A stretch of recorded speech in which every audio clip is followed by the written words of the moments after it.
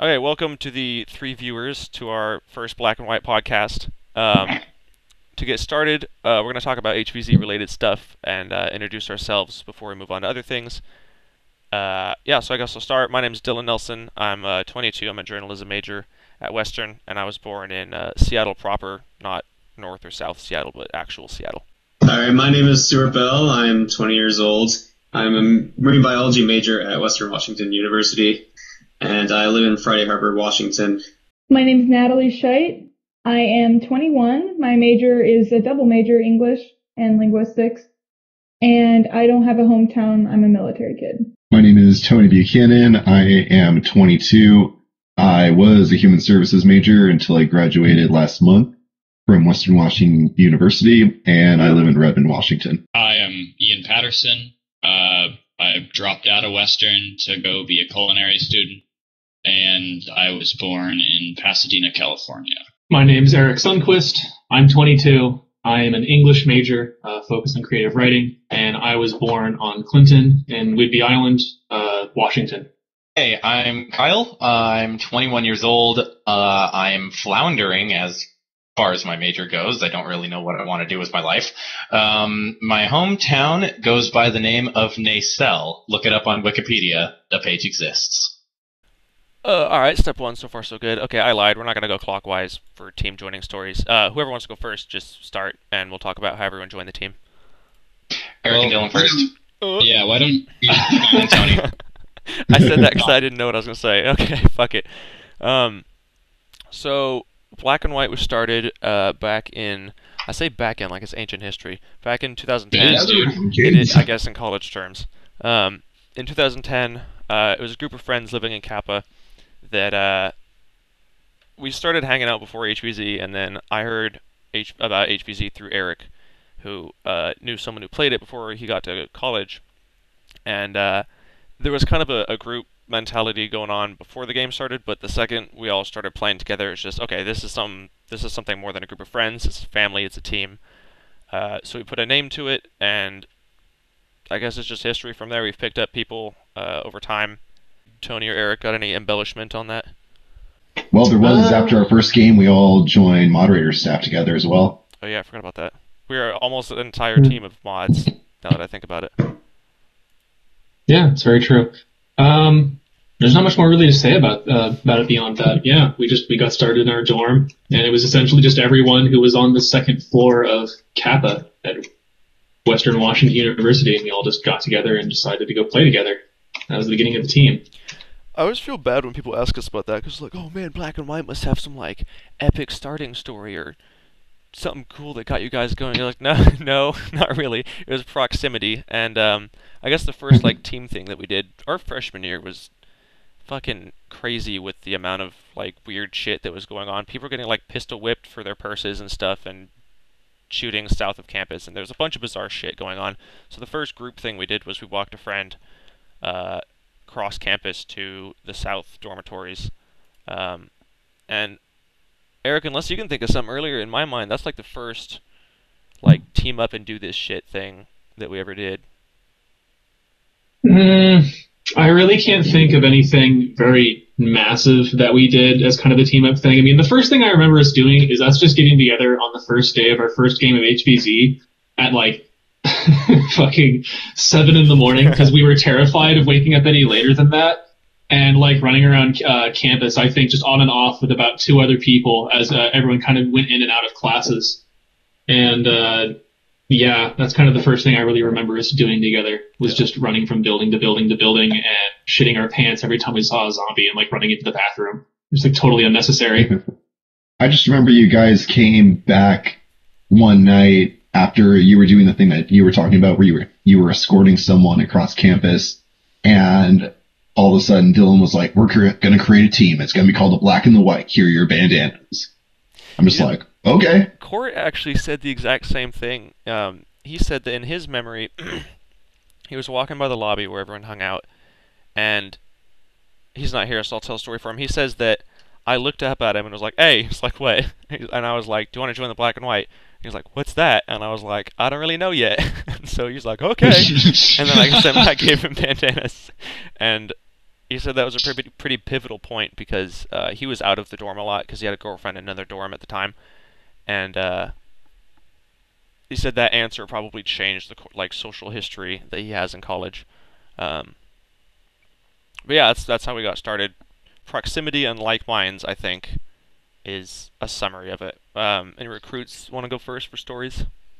Well, before I guess Kyle and I start talking, it's kind of funny to think about that in HvZ, especially recently, we've seen a lot of those teams that are like, oh, we're Nash floor 7 or we're Eden's North second floor that have just tried so hard to be teams and failed horribly.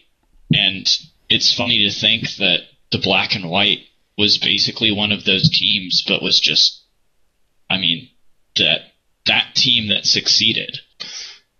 Yeah. How did we get so good? Well, I guess Kyle and I guess we got on at the same time. Yeah, we did. Well, you want to go first, Kyle? Yeah, sure. So it was the freshman year for Ian and I up at WW, and we both had fall game under our belts. We both died early like noobs, and Scrubblets. So I had actually made pretty good friends with Eric up at this point because we had a D&D group together that a mutual friend and I put together.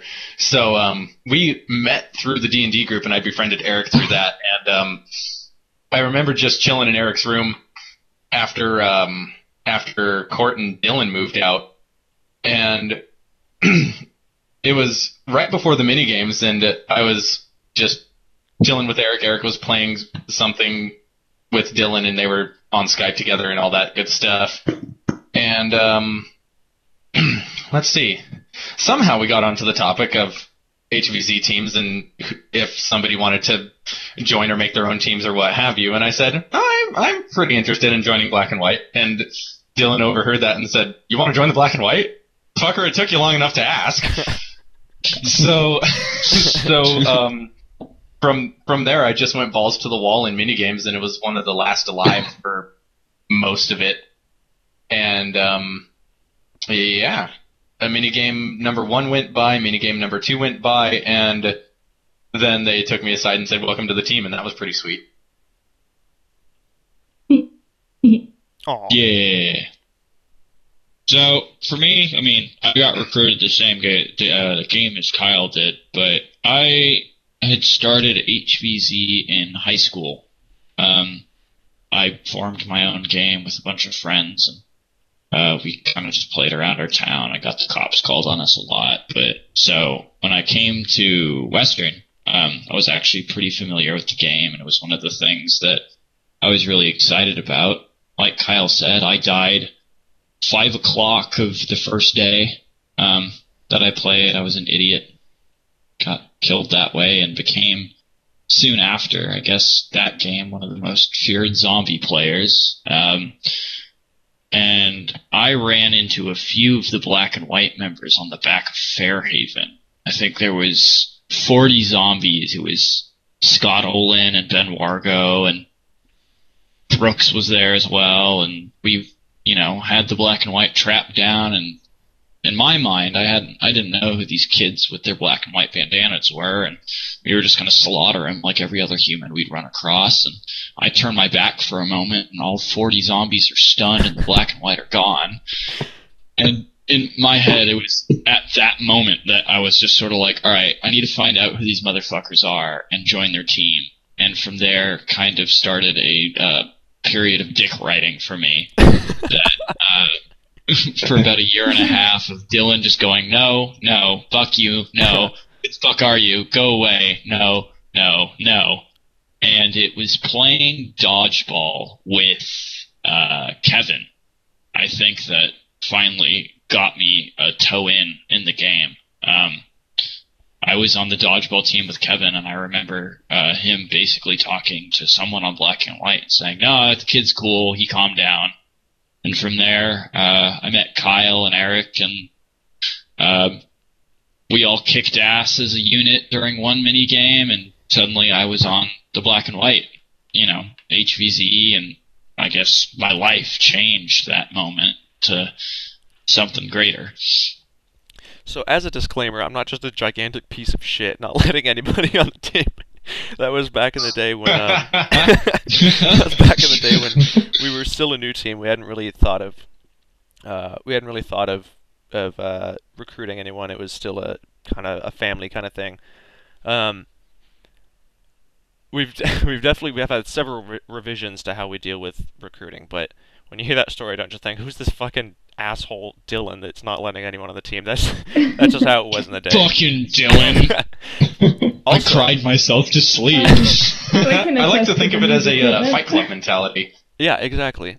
And I would like to just throw out there that I hate everyone equally that wants to join. For some reason, with the exception of Natalie and Kyle, are the only ones that come to mind that I just didn't think, who the fuck? I think it's because we were both kind of chill about it in a way. Like, I don't know. I think you two already had an in with that's also Dylan. True. You kind of met Dylan out of game before you decided to, bother him about you already kind of knew game. us. Yeah, and the rest of us just didn't. Stu is the other one. I was terrified of you. We've lost. We seem to have lost Stu, but Stu is the other one. Stu is fucking such a mellow human being that I think my blood pressure just lowers when I'm around him. Right? Yeah.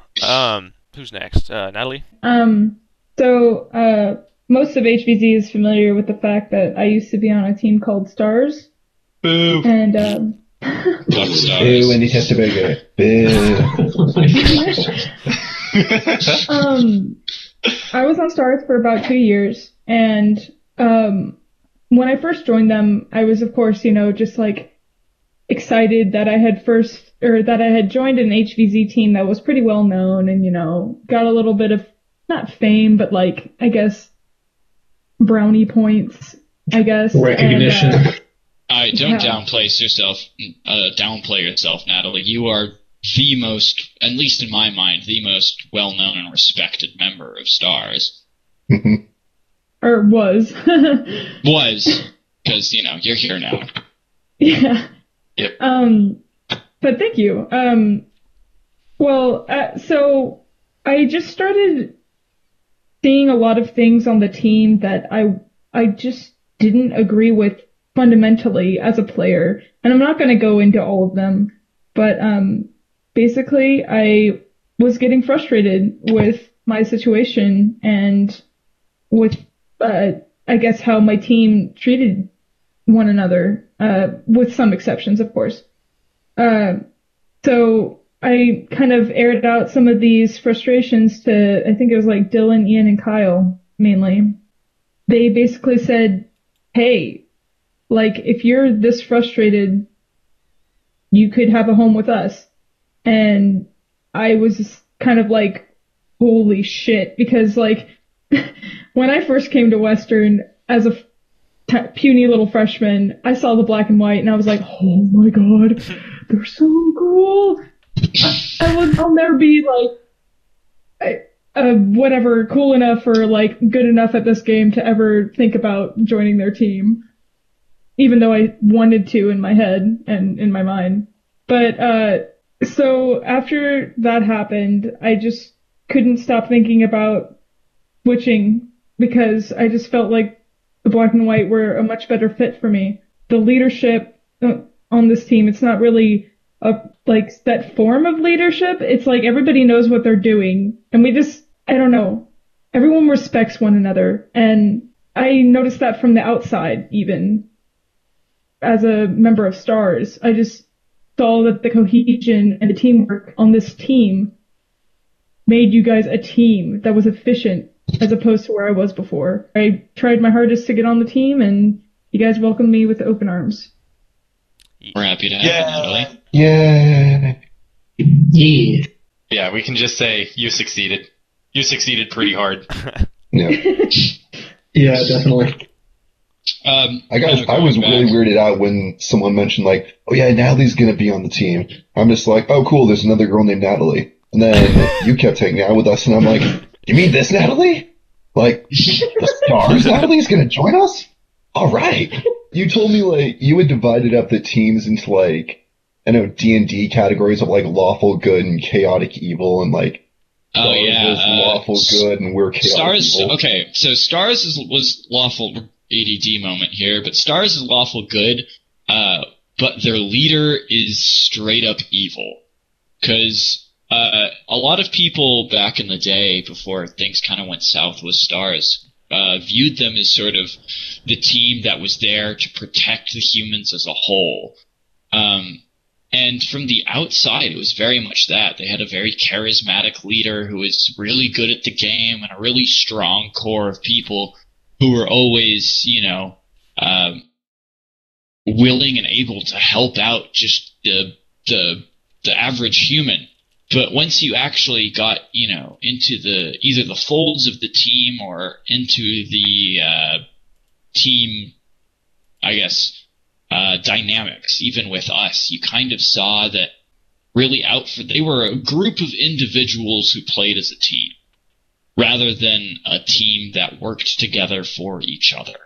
What's interesting was there was a time in my memory when Stars was actually a force. I mean, this sounds like I'm putting down Stars. It's not an insult. It's just that the team has changed and they're not what they used to be. They used to be a humongous force to be reckoned with. I'm sure the numbers. They were our rivals. Yeah, I mean, I'm sure the numbers aren't. I mean, not just like with us and humans, but they used to fucking steamroll people because they had upwards of 30 players active when they first started out. And I don't know why. Maybe some people have insight into this, but it seems like that kind of fell apart. And as team members left, the people that joined to replace them didn't seem fully, I don't know, fully invested isn't the right word, but something happened where they lost their cohesion that they briefly had. Because there was a time where if we went head to head in something like, I don't know, if we had human versus human stuff at the time. HvZ. Yeah, exactly. If we had that at the time, just by sheer amount of numbers, we would have a hard time dealing with them. But that was only for a game in my memory. Yeah, we experienced that firsthand like once or twice. That brings us to a question that I've seen a lot online, is what makes a successful team, and what keeps people coming back and working harder to better themselves with that team. Do you guys have any opinions on that?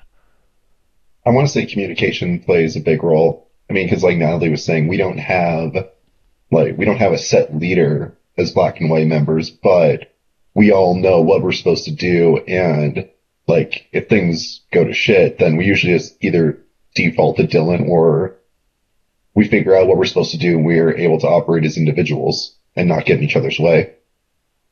Well, I think it goes a step beyond that, though. Actually, yeah, Kyle, you want to go first, or?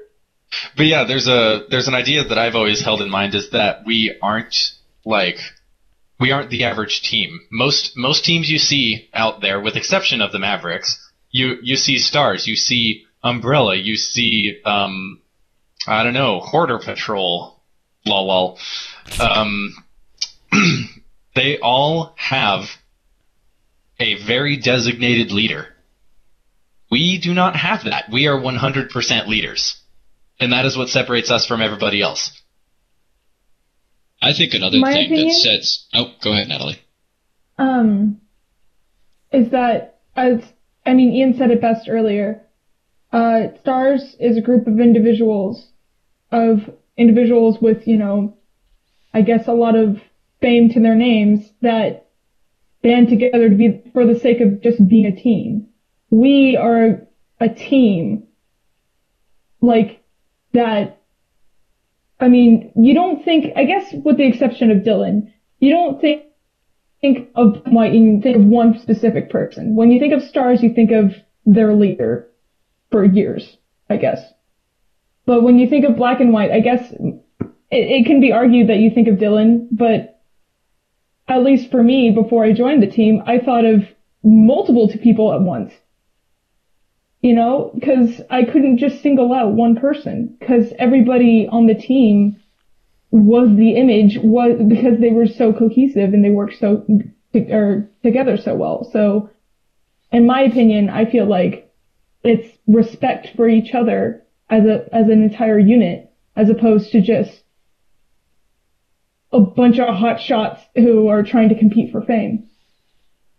I think another big thing that I think it was might have been you, Natalie, before you got on the team, that actually caused us to have a really big team meeting, is something that set Black and White apart from the other teams. And I know the Mavericks have it really strongly, is that we're a group of friends that formed a team.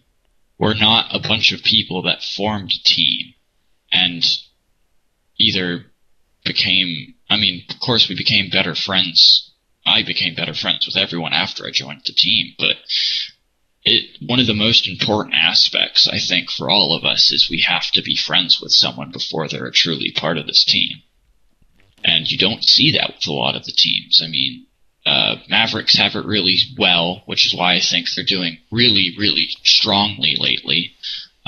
Stars used to have it, and they don't now. They actually quite opposite. I think most of Stars hates each other. Yeah, I have very That's little a safe cohesion. assumption. They I all think are drama.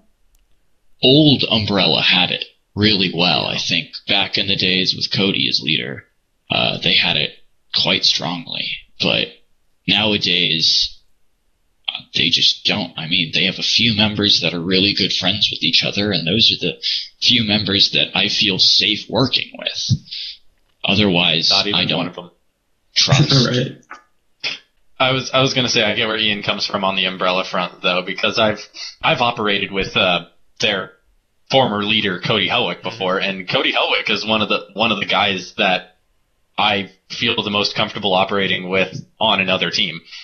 Shout out to Cody chilling in South Florida. Yeah, go Yeah, fly seriously, planes, buddy. Fly with the Hoorah. Navy. Something else I think that is interesting with our team, and to anyone who doesn't go to Western and doesn't know the HvZ scene, I guess, it's not. I think some of us think that we're hot shit, but I think as a whole, I don't think the whole team thinks that we're hot shit and we could kick the shit out of any team in the world that does HvZ. We don't know every team in the world. However, there are only a handful of active teams at Western, so when we say we're the best of 5. It's not like we're competing like in a giant league of players. That being said, I do think that we have one of the more stringent recruitment processes now. For example, Out of any team I've ever seen, yeah, not just yeah. Western, I think our recruitment is more insane than any team I've researched from other schools. it only took us like 3 years to get it down to a to a process. We have to take a written test. Yeah, I have something to pitch in on this topic of our revamp of the recruitment Yeah, go ahead. process. So, this was happening. We had just gotten our new sequence in. We had just come up with a more efficient form of Gray Squad and what Gray Squad actually meant, and we had just come up with our infamous written exam and physical fitness test, which is just a timed mile. But there was some time after one of the days of HvZ, I was downtown and I caught a bus to come back home, and there were people that were also from HvZ on the bus that I didn't recognize. They were just little randos, probably freshmen, and they all turned to me and they saw the bands, and then they started talking to me about HvZ stuff, and then they said, "Is it true that Black and White has a written exam and a physical fitness test for getting on the team?" And I said, "Yes, the rumors you have heard are true. So if you want to That's join, hilarious. watch out."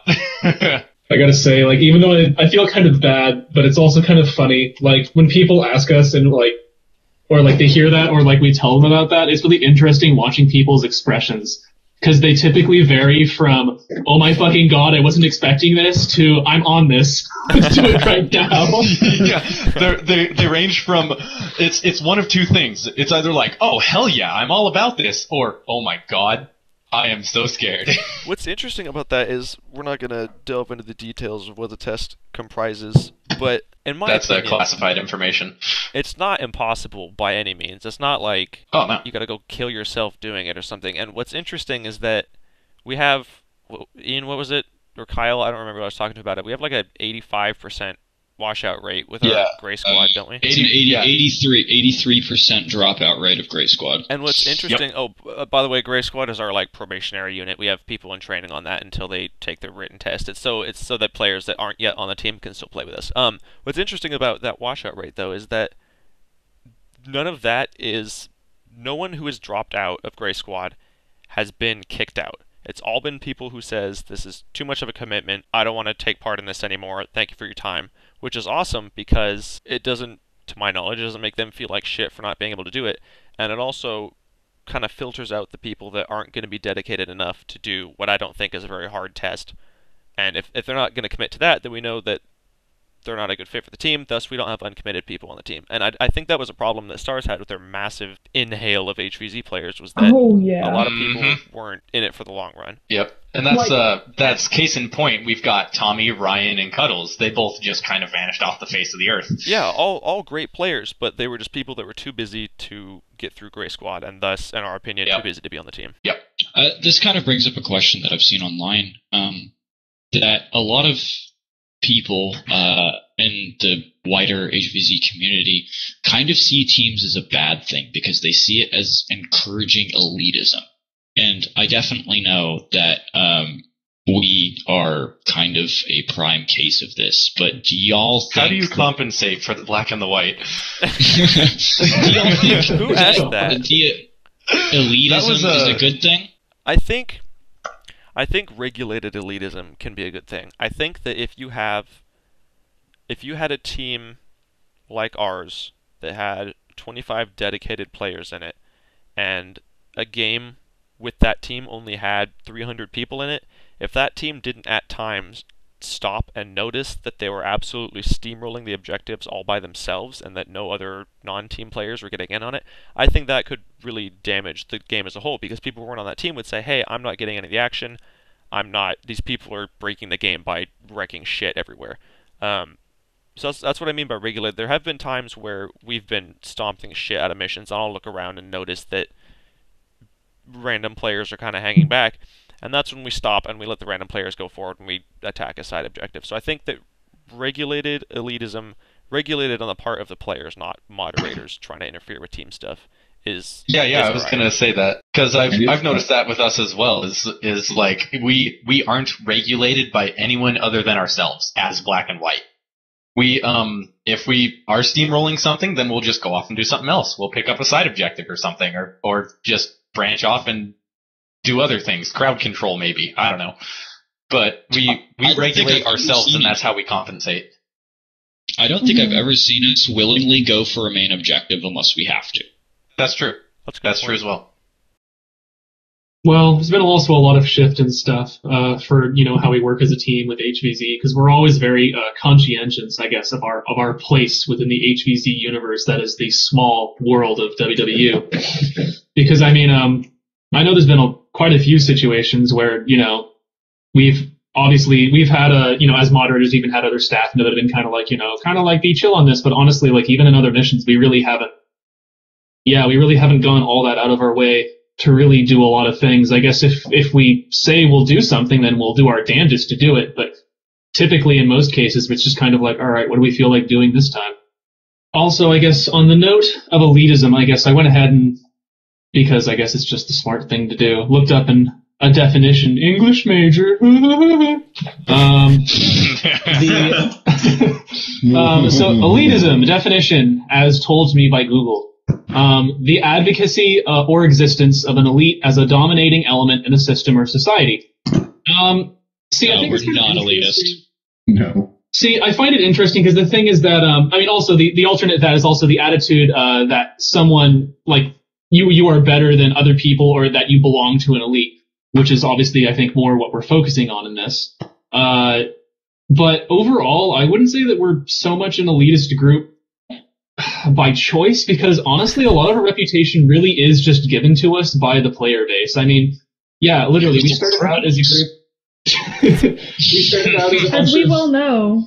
In Oh, HvZ, sorry. if you go around asking for fame, you're gonna get called Shardy. Well, that was also our big thing too, is that when we first started our team, the first thing we didn't want to be remembered as being a team is not the people that are just like, oh yeah, we're black and white. Oh yeah, you haven't heard of us? Oh man, you must not be to school or something. Like, no, like, I remember when we first made Black and White, our number one prerogative was actually staying under the radar and not being noticed.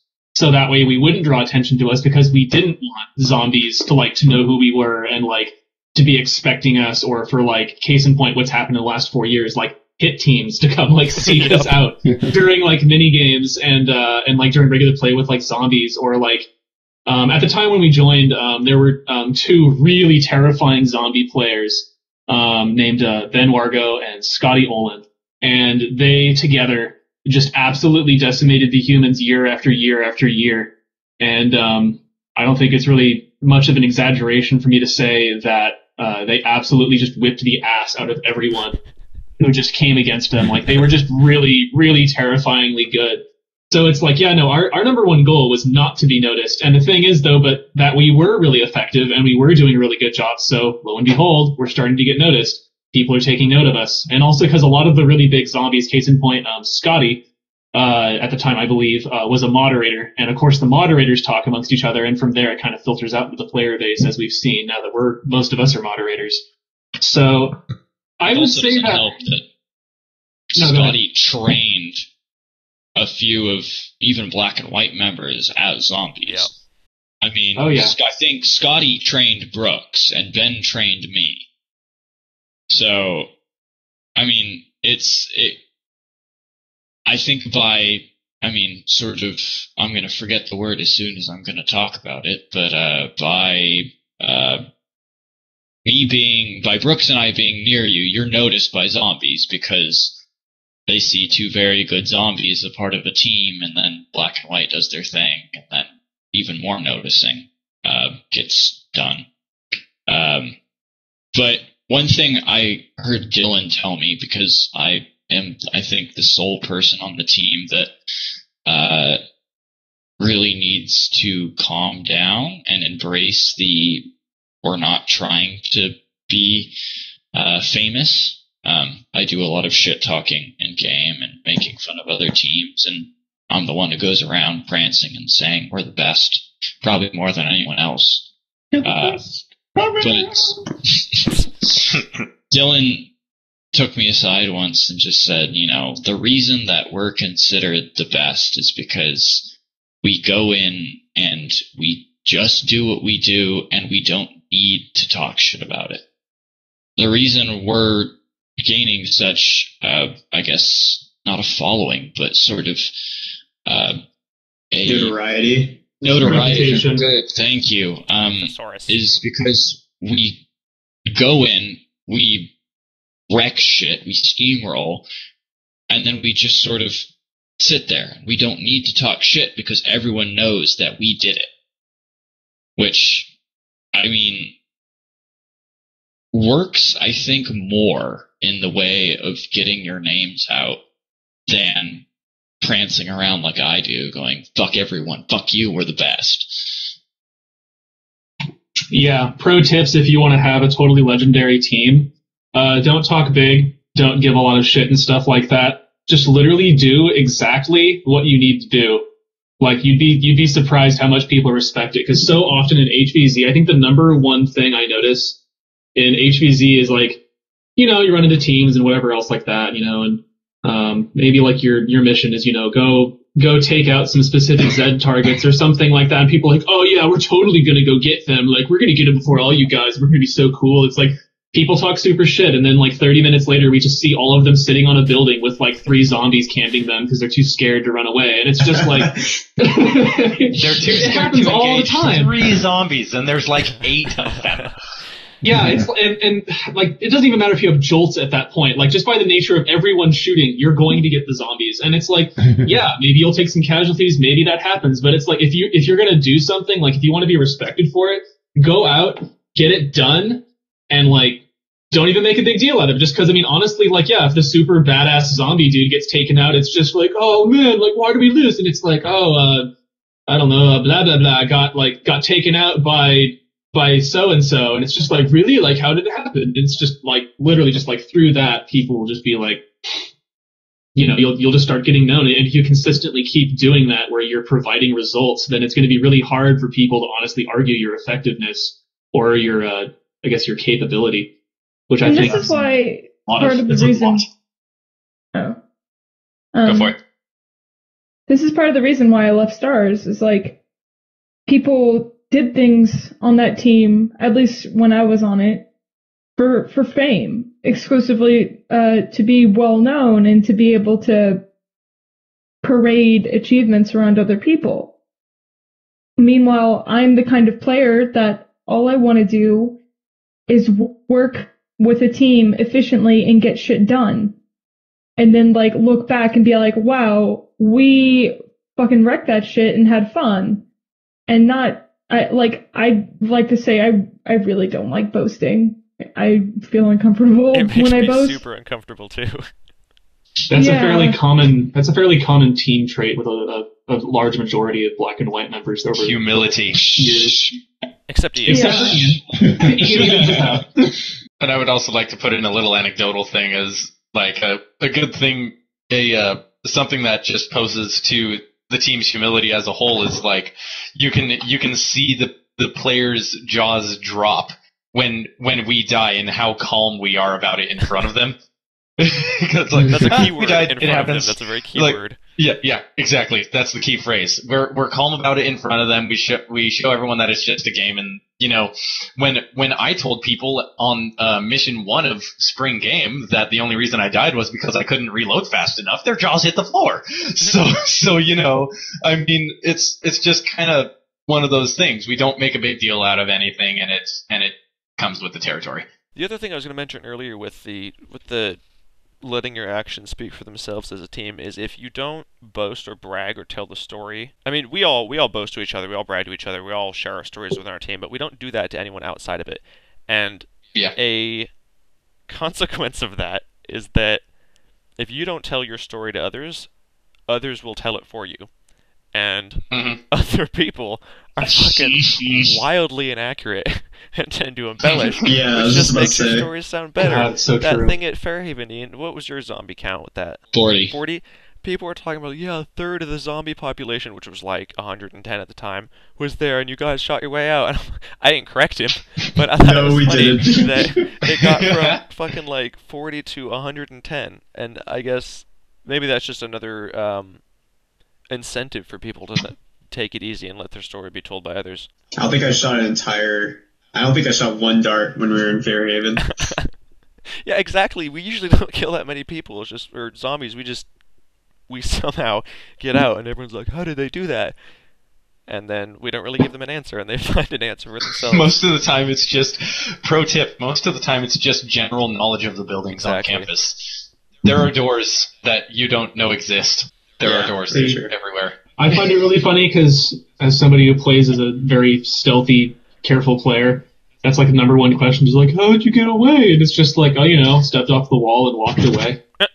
Yeah. Assassin's Creed. It's like, that's literally it. That's literally fucking it. Like, Yeah. there's nothing special to it. If you were expecting some, like, ninja, I climbed up the pole and jumped from roof to roof and, like parkour leaped down a wall and into a bush and then, like, strangle chokeholded a zombie and ran away. Like, no. Like, Totally it's just legal. like, It's a solid snake right there. yeah, like, literally just watch the zombies. They're all like, jerking out, doing zombie things, and then just stepped off the wall and walked away. 9 out of 10 times, that's how I get away from the building. Step off the wall and walk away. 9 out of 10 times. I think we're gonna call you Solid Raptor from now on. Solid Raptor. So, Yeah, no, the 10th time is the time I climb up the building, jump across the roof, and then parkour down to choke. 9 out of 10 times is totally legal. Before we got like 15 minutes left here. For newer players, I wanted to talk about what everyone runs equipment wise. This is basically now for something completely different. So if we'll start with Stu, we'll go around the room. What is your go-to Nerf blaster in HvZ? And has that Are changed we since you started? talking day to day or mission? We'll just do day to day. Hi. Okay. So day to day, I tend to go Retaliator with a Triad in my pocket because I like the lightweightedness and minimalist of the Retaliator. Historically, I used an Alpha Trooper, but since the Elite Alpha Trooper is a complete piece of shit, What? I have switched to Retaliator. I think you just made some enemies there, Natalie. I don't understand. Mine's different. Tony. Tony. During the first couple days, I've been running with 2 hammer shots during the last game, and then once things get more serious during the rest of the week, I'll run with my Elite Alpha Trooper. All right, Ian. All right. What about you? Man? Historically, actually, I've switched blasters a lot. I ran my first game with an old Recon that I bought at a garage sale. After that, I switched to 2 AS-10s. After that, I played with the Alpha Trooper for a long time, and recently I've switched to a rough cut, a hammer shot as a sidearm, and a mouthful of socks. The mouth It works. sock. Oh, It saves the your mouse life. sock. The famous mouth. Yes, dude, you were the From first me. person I ever got From with the me. mouth sock. The mouth sock fucking damn saved it. your life from Stu. Yeah, because I was using the Alpha. No, I was using a Strife, and the Strife jammed, because Strifes are a piece of shit when they aren't modded. And Stu tried to tackle me, so I fell backward and spat a sock Fucking at spat him. it in my face. God damn it. Technically, it's not illegal. No, it was propelled by me. I asked the moderator staff, I was willing to put my humanity on the line to ask if I could spit socks at people, and they were like, alright, yeah, sure. Can you spit a dart, though, is the question now. No. Well, that'd be the same as Zomgo, what the fuck, so I mean, it wouldn't Yeah. work. I mean, it would Darts be a have to pretty leave a humiliating blaster for it way to to count. give that to someone. Alright, Eric. Oh, God, I'm kind of like you, Ian, because my shit's changed so much. Like, I literally feel like I use a different blaster every single game I play. And I feel like it's really interesting because I feel like a lot of people that play on our team, they do have a very designated blaster, with the exception of you, Ian. Because I know that, like, Trevor's not with us, but Trevor is very, Sound like he died. very... Oh, yeah, but I mean, Trevor's dead. Trevor is very set, though, on, like, his long shots, or, like, his rough cut, or, like, his jolts, which he His uses jolt. now. Like, he His always jolt. uses the same selection of blasters every game, and, like, will fight as hard as possible to keep them running, and, like, up and... Even if they suck, like, he'll still use them, which I think is... I mean, props to him for doing it, I couldn't do it. But, let's see, because, like, when I started, I had the AS-10s when we first started out. Your Dual AS-10s. god Forgot about level AS-10. God damn. Those things sound like machine guns. They're Uzi. so scary. I know, right? I love it. The crack of the blasters. But yeah, I had that, then I had the Quick 16, and then I had a regular Raider, and then I got an Alpha Raider, and now I'm using an Alpha Trooper for missions. But I mean, what I've been using lately is just a Triad, a single Triad. That's it. Triad's great. It's worked out so good, so fast. Okay. All right. Mine has also historically jumped around. I started out with a regular Alpha Trooper because, you know, they were the best. And then my Alpha Trooper crapped out, so I went to 2 AS-10s as well, except I had the Dart Tag red and blue ones. Then I went to the Retaliator. That worked pretty well. Then I went to the Elite Alpha. That sucked. And then I went back to then I went back to the Retaliator, and that's pretty much what I've been doing. And I actually have a really interesting reason as to why I picked up the Retaliator for later if we have time. And I think for the coming games, I'm just going to be looking at hammer shots for day to day, and then I'm going to be experimenting with the Demolisher for missions. I really want a hammer shot. Fuck the They're police. On mine, I freaking only ever awesome. use one. Alpha. They Alpha They all look day, really every awesome. day. Yeah. Fuck the Dylan. police. I don't know what the fuck lemons you guys have been getting that your alphas suck dick. I know that, Kyle, you blew the back out of yours. Yup. I think. Mine needs darts. Cue the reference video. Yep. Hey. I found the alphas, the original alphas, you could bury those in mud, and they come up firing better than an AK. I don't know how they did that, but I never had a single problem with the original alphas. Today was a good day. Thank you. I flooded my retaliator and it could still shoot. Yeah, exactly. Stu went fucking underwater up a river with his retaliator. I found that if you don't use the old orange not elite darts in the new elite alphas, and if you are aware of how clean your alpha is, and if you're aware of how long you've been using it, then it won't fail you. Maybe I've just had good luck with them, but I have, 5? Eric, help me out. I have like 5 alphas in my room. Well, shit, I don't Something like that, yeah. You have 5, but you've gone through like 8. Yeah, exactly. Yeah, I run my alphas really hard, so I usually retire them after half a year. But for example, the 24-hour event, i.e. one game. Yeah, exactly. The 24-hour event we did, my alpha got trashed in the first 18 hours. I think, Stu, was it you? We were up at that hill, and I'm like, oh shit, Stu, I have dirt jammed all the way up my barrel. I don't know how that's happened. Oh my god. I gotta stick and clean that shit There out. was so much. Exactly, and it was still firing the next day. That being said, if you're not aware of, I retire them after half a year or a game because I run them so hard that their springs will wear out really quickly. You can't expect an old ass elite alpha to shoot more than 8 feet, but if you relatively take care of them and are aware of their capabilities over time, then I think I'd swear by alphas. I think one of the issues of the elite alpha is they did use it's the reverse plunger system, which was the same thing as the jam page. Which the entire elite series uses direct plunger. Is it alright? So the elite series uses direct plunger, and the old ones were the reverse plunger. Yeah, so inverted, yeah. It still uses the same thing as the jam page, which kind of brings up, I think, the biggest tip for new players is no matter what blaster you use, do not panic fire. Ever. Because it will eat darts and you will die. Doesn't matter what you're using. If you panic fire, you're gonna break your blaster, you're gonna eat a dart, and you're gonna get tagged.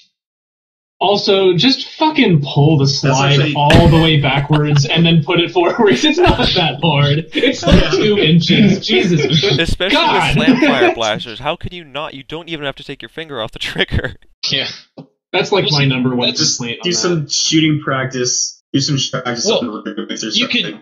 You can do as much shooting practice as you want if it's in the moment, especially new players who are, I remember I was like that. When you see a zombie, you shit yourself. It's just plain and simple. Your first game, there's a zombie there, you've pooped. And especially with the new slam fire, I think if you really want to get good with not panic firing, you should not use a slam fire blaster for your first few games. Because then you'll get used to having to rack the bolt or the slide or the whatever is on your blaster all the way and all the way forward in that quick adrenaline-soaked moment of time before you shoot. Because if you're used to using the slam fire blasters and you just panic, slam it back and forth as fast as you can, you're going to jam it because one of those times, like Eric said, you're not going to pull it back all the way. You're going to leave that 1 centimeter that allows the thing to not catch and fold your dart in half inside your barrel. Yeah. In addition to the whole slam fire thing, definitely avoid slam fire. It's a good. Avoiding slam fire is a good thing because it forces you to be deliberate with every shot you take. Yep. Unless you're in wave defense and then just slam. Just do it. Demolish. Even then, historically we've never had to. Yeah, I think. Then again, there's always me crouched on the front lines with a semi-auto blaster, but I've used alphas the entire time that I've played, and now that I'm actually thinking about that, I've probably used the slamfire capabilities on it 2%. Twice. Yeah, very very little ever. even in wave defense Definitely. shit. My freshman year, that Ridge mission, you used it. And you used it really well because that also wasn't a panic fire, slam fire. There was a very deliberate. That's true. You were just quote was "get some." I actually agree with that. Like you can see it in the cute footage that even under extreme pressure, like when Trent almost got Kevin, Dylan, you were never aimlessly firing. You were just holding down the trigger to allow yourself to shoot that much faster. Yeah.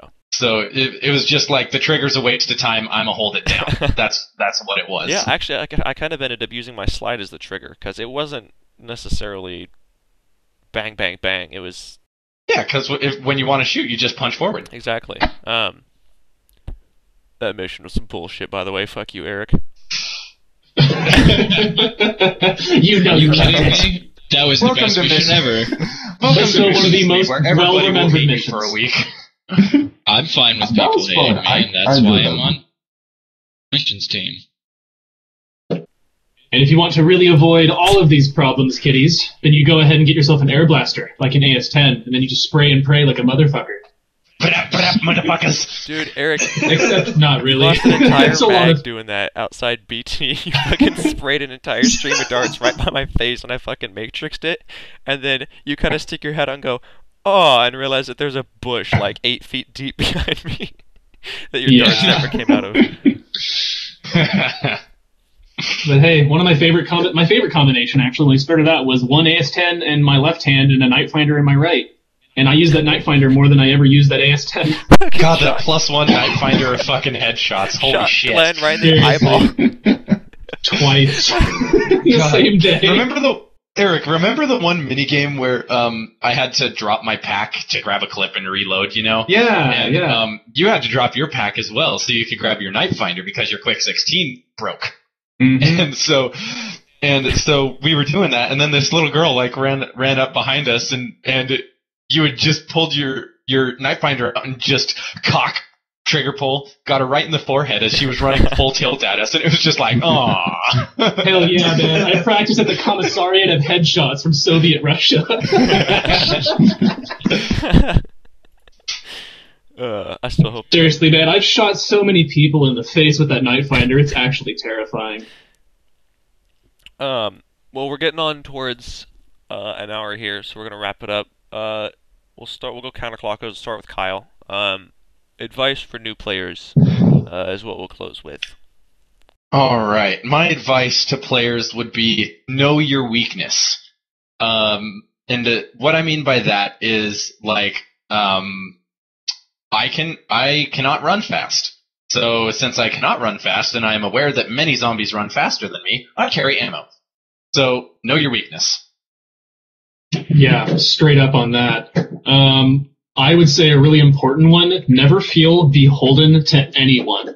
And I really do mean anyone. Because the number one problem in HvZ is that randos run up to you and they're just kind of like, who are you? What's going on? Where are you going? And it's just like, problem is, I mean, a lot of people, obviously, you want to help out your fellow man and stuff like that. But when it really comes down to it, I mean, it's like you got to take care of yourself, at the end of the day. I guess we've made an exception through Black and White, but, we have our own reasons and our way of doing that. But typically in any case, I mean, the other people that are with you, they're not going to be watching your back if shit hits the fan. They're going to be running off to protect their own asses. So I would say number one, when playing HvZ, know your capabilities, not only just so that way you know how you can work in game, but know I guess, essentially the best way that you can go ahead and operate by yourself as a lone force. Because having more people does not necessarily mean that you are a stronger force. It just means you have more people and you're more noticeable. So, yeah. So I think since everyone else will probably do human advice, new zombie players, the advice I have for you that above all else is never be afraid to get stunned. Ever. No step that you take should lead you anywhere but towards your target. Because you get stunned for 10 minutes if you get shot But if you tag that person, they're a zombie forever. Just think about that when you go out hunting. Good hunting to you. Johnny? Okay. Guess the best piece of advice that I could give to new players is don't be stupid. Just cause that's how a lot of people,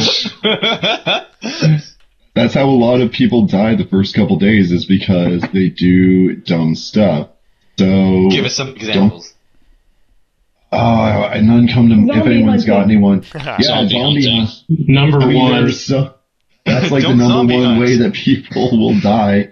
Don't Because walk across eventually- Red Square with a two-handed blaster and a coffee. Yeah, that's like all stuff that you could totally avoid if you just think about it a little bit. So yeah, just don't be stupid. Play smart. Ditch the iPod. Come on. Yeah, for real. I've seen too What? much of that. Or don't, and give the zombies some more fodder. Just as a brief disclaimer, mine applies to zombies as well. My advice to new players, I guess it's a little more not practical, but like technical. Don't go during passing periods. If you can, get out of class maybe 5 minutes early or something like that. Passing periods are prime zombie hunting times. I've never really encountered any issues leaving a little bit early or a little bit late. Yeah, if I can interject really quickly, I think Eric, you taught me this one. Is after you get out of class, go to the bathroom. Yep. Take 2 Oh my God, it minutes works. to go to the bathroom, and all of the zombies will be gone. Because they're focused on all the people trying to get out of the building at passing period, and they don't really notice you if you leave 2 minutes late. Okay, Well, I'm done. Stu. yeah. Okay. So, my piece of advice would definitely be comfortable with the gear that you have. Because especially I've, both seen and heard stories about some guy who first game goes out, buys a tack vest, fills it up with darts, and slings 2 blasters over his shoulders and just goes, tries and go Rambo and dies first day. You don't want to be that person, and, especially your first game, you want to be comfortable, get a good easy blaster, not one that's super fancy. Cough, cough, Chris. Cough, cough, Chris. Cough, cough, cough. I wasn't going to say anything, but yeah. Yeah. Freaking We love you, Centurion Chris. shoots elite darts. If you want gear pointers from the Black and White, you can kind of look to me. I run gear frequently. Yeah, I call Kyle the walking vending machine because he has so much ammo. Kyle, I need ammo. Here you go. Oh man, dude, seriously, Kyle, it's like playing Halo and you go up to the Marines and it's like, Marine, give me your weapon. It's like, okay. But that's because Kyle actually knows how to use it. That's part Yeah, of why I so do it. true. One, because semi-automatic blasters go through darts like mad, so I actually need all of those with how I use my blasters. But yeah, it's always good to have it on me for day-to-day as well, just in case someone runs low. Dylan? I had a good one. I totally. Oh, right. Just to back up Stu's really quick. If you watch my footage, you will probably notice that I've worn almost the exact same shit playing for 4 years, and that's because it's super comfortable, super familiar. I'm also kind of superstitious, but we'll not talk about that. And I work well with it. My piece of advice is check your fucking back with one rotation my God. of your. And And I your know corners. I'm saying this. I'd say Head on a swivel. I'd say, yeah, exactly. I'd say head is more, or check your back is more important than corners even, because corners you only get fucked around corners, but if you don't watch your back, you can get hit anywhere. I'm probably saying this That's because true. I'm one of the team's primary rear guards, but with 1 second and a half rotation of your head and your eyes, you can see like 450 degrees, and if you keep that movement up, you're only not looking in one direction for like 3/4 of a second. And there is absolutely nothing, aside from stepping on a zombie that's buried himself Hunger Games status in the ground for you. There is absolutely... Wargo. Or Ben Wargo. Yeah. There is nothing that can happen to you within that time that you are not looking that direction. So if you're constantly looking around you, That saved my life 100 times. If you're constantly looking around you, it won't allow anyone to sneak up on you. And I think kills from the rear is probably the highest non-combat kill that zombies have at Western. Yep. Oh, A yeah. total example of that is it was one of your day-to-day videos, Dylan. You were walking up the trail out of BT headed towards Fairhaven. Brooks. You got near the chair.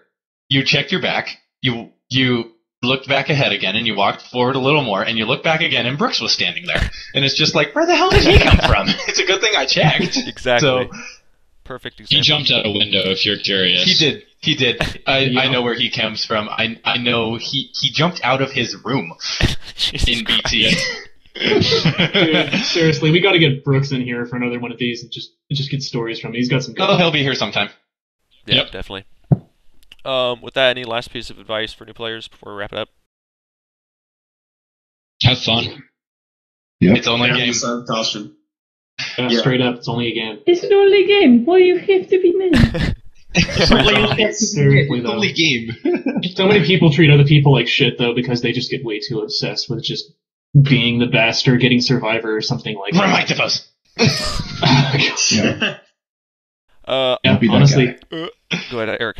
Don't be that guy. when it comes down to it, I mean, just remember that you're still playing with people, and I mean, as kind of the classic role-playing game advice, the decisions and actions you make will be reflected upon what you do in the future. And that's absolutely been true for a lot of people I've met. Because, I mean, HvZ really brings out a pretty deep side in a lot of people. It's kind of terrifying, honestly, in some It's cases. cutthroat, 'Cause, man. dude, oh my god, it's like, it's crazy. It's crazy to see what some of the people do. I mean, I guess maybe this sounds nuts after I had my entire advice of essentially fuck people, but I mean, at the same time, like, the reason I say that is because I just don't trust other people in HvZ that I have not worked with, and just experience after experience has taught me just not to. But I mean, in so many cases, people really will just absolutely sacrifice you, or just fuck you over, or just leave you, or just whatever. And it's like, if you don't have the capabilities to, handle yourself or whatever, you're going to be left in the dust. And I don't know, maybe you deserve it, maybe you don't, but it's, it's just how the game works in so many cases. And I mean, beyond that, though, I mean, it's like you'll meet the people that will just do that to you, and they will consistently do that to you every single game. So, I mean, I'm a big person about second chances, but HvZ has definitely taught me that when people feel like they have something to lose, you're going to be the first person to go if you're not high on their priority list. Yeah, no doubt. So, yeah, absolutely. Well, to the potentially 3.5 or 4 people that were listening, thank you for listening to our first Super ADD Black and White podcast. I'm hoping to have this be a weekly or bi-weekly thing, but no promises yet. Ooh. We'll see what that turns into. Black This and may White- not even come out. Shut up. Television. Black and White. Private vlogs of Black and White. Black and White podcast is not sponsored by anyone. If you want to give us money to do shit that we like, please send me a message on YouTube. Thank you for listening, and if we have a next time, we will see you next time. Everyone say bye. Bye-bye. Jesus Christ. Bye bye.